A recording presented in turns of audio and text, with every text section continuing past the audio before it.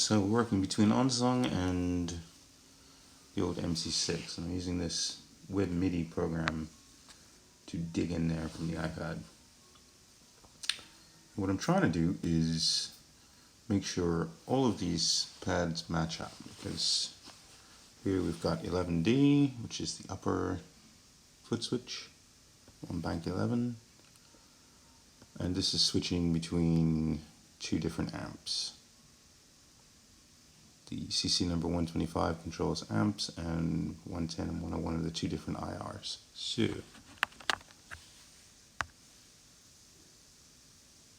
as you can see, one of them is right here. I've got 126 down, and when I hit that button, there will appear a tiny little pen, and in there are the events that I have sent. As you can see, this is now labeled.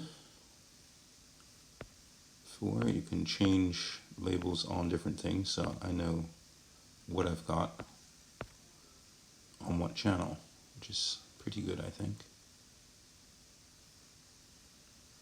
So let's go back out of here and build another one.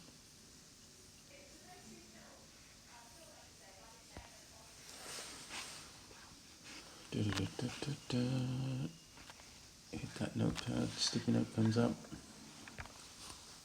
and we're going to call this one, it wasn't Volt King, what was it, 110?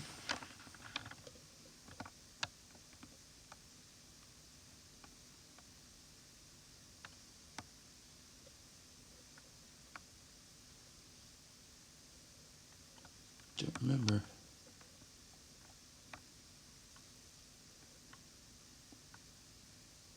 Plexi, 102. It should be maybe 101. There's always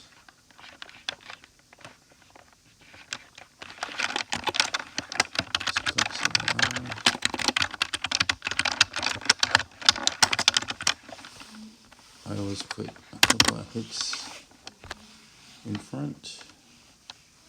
Then we do action MIDI. Events, send events. And in this case it's a control going to channel 4, the stomp. The control was way down here. You see how nice this is? It's all written in for you. You write it in, but then you can remember stuff. So much easier. 126. And the number we were aiming for was 101 or 102. There can be a slight variance between what is output. It's voltages, so basically it will respond around 101, 102. You might have to change it. Best thing to do is test it. So, ding. That brings me to 103, so I can go down to 101. There's my plexi. So you can test this always. Go to the value, hit test a few times, see what happens. Now, done and done, then click.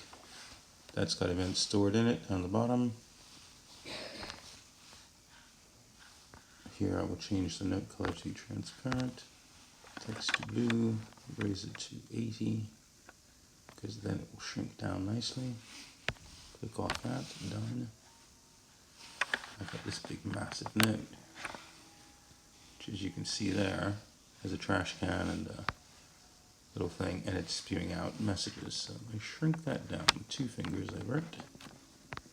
Shrink, shrink, shrink. And 2 fingers on, you can drag it here. Twist it slightly with 2 fingers. And you're in the business. Check to see that the controls do not overlap between one and the other. Zoom out so it fits on the page nicely. So now I've got 2 commands switching between a Volt King and a plexi, which is exactly what I had in the Snap 4 of bank 11. Next one here should be Guild and Martin. Let's test that works. Guild, Martin, and I put these in simply to change sounds. The point of this preset, the Vibe Rotary, I've set that to latch. You can see every time I hit it, it changes from 0 to 127. So it's on and off. Because that's an on and off thing, fast or slow. Now on the bottom here we have pan left, and I need to put in all the rest of these. And what I'm doing is I'm taking it in percentages: 0, 25, 50, 75, 100. I'm going more or less around there, just easing the numbers back and forth. And the reason why I do this is if I'm doing looping, I can start playing an acoustic and stick that off in the left corner. I can put another guitar central, I can put a banjo or a sitar or whatever off in the corner to the right. So you've got 6 places where you can stick different sounds in the stereo field, which I think is useful. And where this may really pay off, it's a pain to put all this stuff in the first time, but after this, I can simply copy and paste this song. This remote control is a song, it's called Trio. Right there, I can duplicate this, and then all of that work is already done, and you can just make small changes and tweaks to it, and you've got a brand new song that can go there. So what you can do with your books and all these different songs that are there, some of these are going to be actual real songs, but I can call from this, hopefully, and navigate to another one, or I can tell this to pull up a particular bank on the physical MC6, which is amazing. Like right now, if I hit the MC6 here on the right, it sends a program change 10 to channel 3 or 5, I think. The numbers are always going to be off on this, be aware of that. And it snaps the MC6 directly into this configuration. So if I'm scrolling back and forth between pages, I could have a whole bunch of these different ones lined up. And as I go to a song, it could say, even directly within the song,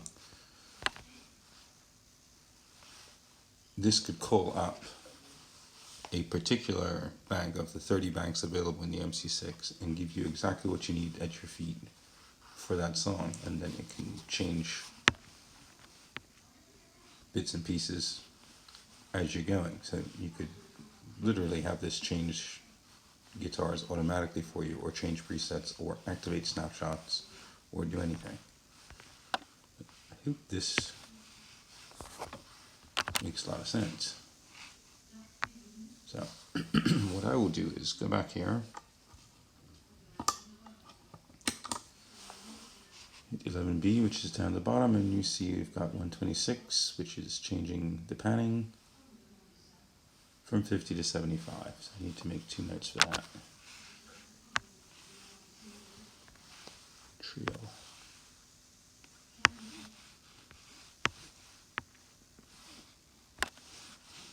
I'll not bore you with the further details of this. You've seen it once, you've seen it 1,000 times. But have a good evening. Poke around with this stuff. Could be very useful.